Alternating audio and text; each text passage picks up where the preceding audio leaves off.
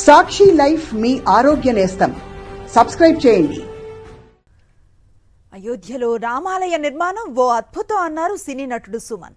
బాలరాముడి ప్రాణ ప్రతిష్టకు అయోధ్యకు వెళ్లిన ఆయన అక్కడ ప్రత్యేక పూజల్లో పాల్గొన్నారు.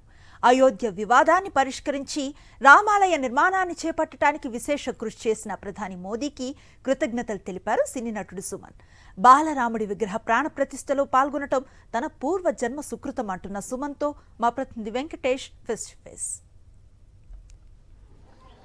500 ఏళ్ల హిందువుల కళ సాకారం కాబోతుంది. అయోధ్యలో బాలరాముడి విగ్రహ ప్రాణ ప్రతిష్ఠ జరగబోతోంది. ప్రధానమంత్రి నరేంద్ర మోడీ చేతుల మీదుగా ఈ కార్యక్రమం జరగబోతోంది. 1000 ఏళ్ల వరకు ఈ దేవాలయం పటిష్టంగా ఉండేలా దివ్య భవ్య రామ మందిరాన్ని నిర్మించారు. ఈ కార్యక్రమంలో పాల్గొనేందుకు దేశ విదేశాల్లో ఉన్నటువంటి ప్రముఖులందరినీ ఆహ్వానించారు. తెలుగు రాష్ట్రాల్లో చిరపరిచితమైనటువంటి సినీ నటుడు సుమన్ కూడా ఈ కార్యక్రమానికి ఆహ్వానం అందుకున్నారు. ప్రస్తుతం ఆయన విశ్వ హిందూ పరిషత్ అన్నదాన కార్యక్రమంలో పాల్గొన్నారు. ప్రస్తుతం ఆయన మనతో ఉన్నారు. చాలా మహద్భాగ్యం ఈ బాలరాముడి విగ్రహ ప్రాణ ప్రతిష్ఠ ఆహ్వానం అందుకున్నారు. ఎలా అనిపిస్తుంది సార్? ఇది నాకు నిజంగా నేను మిరక్కల్ని ఫీల్ అవుతానండి. ఈ మిరక్కల్ అయిన శబ్దం ఎందుకు చెప్తానంటే అండి, అన్నమయ్య సినిమా, శ్రీరామదాసు, శ్రీ సత్యనారాయణ స్వామి సినిమా చేయడం అదే మిరక్కల్. ఎందుకంటే మిరక్కల్ అక్కడే ఉంది, చాలా మందికి తెలీదు. ఏదో అవకాశం వచ్చింది అన్న అవకాశం మిరక్కల్. అది ఖచ్చితంగా అన్నమయ్య చూస్తే అందులో ఉన్నటువంటి వెంకటేశ్వర స్వామిని చూస్తుంటే మీ పాత్రలో చూస్తుంటే వెంకటేశ్వర స్వామిని చూసినట్టు ఇప్పటికీ అటువంటి జీవించారు నిజంగా మీరు. ఇది నేను చేశాను. ఇప్పుడు మీరు చెప్తున్న ఏదైతే ఈ ఒక కాంప్లిమెంట్ ఉందో ఆయన క్రియేట్ చేశారు, నేను చేసింది ఏమీ లేదు. అలాగే ఇప్పుడు ఈరోజు ఈ అయోధ్య విషయానికి వస్తున్నప్పుడు అండి, ఫస్ట్గా నేను అనుకోలే అంటే అయోధ్యకి మేము వెళ్తామా లేదా అని నేనేమి ప్లాన్ చేయాల. కానీ నాకేంటంటే నా మిత్రుడు తిరుమల బ్యాంక్ చైర్మన్ గారు చంద్రశేఖర్ గారు నాకు ఫోన్ చేసి, ఏమంటే అయోధ్యలో ఇట్లా వచ్చి పూజ ఉందండి, మీరు వస్తారా అంటే, నేను వస్తానండి, మరి అక్కడ ఎట్లా అండి, ఎన్ని అరేంజ్మెంట్స్ నేను చేస్తాను, మా మిత్రులు ఉన్నారు, మీరు ఓకేనా, డేట్ ఇది అని చెప్పారు. వస్తానండి, 2 రోజుల ముందు బయలుదేరాల్సి వస్తుందంటే సరే అని చెప్పాను. నాకు మొన్నే కంప్లీట్ అరేంజ్మెంట్స్ ఆయన చేశారు. ఇప్పుడు ఇక్కడ మ్యాటర్ ఏంటంటే, ఈ ఒక్క గుడి అంటే చెయ్యాలి అని ఆ శ్రీరాముడు ఏంటంటే మన ప్రధానమంత్రి నరేంద్ర మోడీ గారికి చేతిలో పెట్టారు. లేకపోతే ఎంతోమంది ఉన్నారు, ఎంతోమంది వచ్చారు, చెప్పారు, అది ఇది అన్నారు, గొడవలు జరుగుతున్నాయి తప్ప గొడవలు క్లియర్ అవ్వాలి. గుడి నిర్మాణం నీ చేతుల్లో జరగాలి, నువ్వు చెయ్యాలని చెప్పి నేను అనుకోవడం. ఆ శ్రీరాముడు ఏంటంటే మోడీ గారిని సృష్టించి, మోడీ గారు సృష్టించిందే దీనికోసం అనుకుంటున్నాను నేను.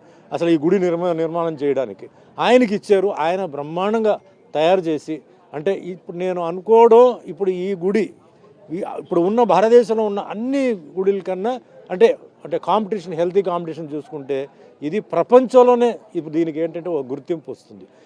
ఖచ్చితంగా మీరు అన్నట్టు ప్రపంచంలోనే హిందువులందరికీ కూడా ఇది ఒక పెద్ద ఆధ్యాత్మిక కేంద్రంగా పరిడవిల్లేటువంటి అవకాశం మనకు కనబడుతుంది. ఇంకొక మాట మీరు అన్నారు, ఇది నేషనల్ ఫ్లాగ్ ఎట్లనో ఇది ఒక నేషనల్ టెంపుల్గా కూడా మారబోతుందని చెప్పేసి, ఎలా ఉండబోతుందని మీరు అనుకుంటున్నారు? ఇప్పుడు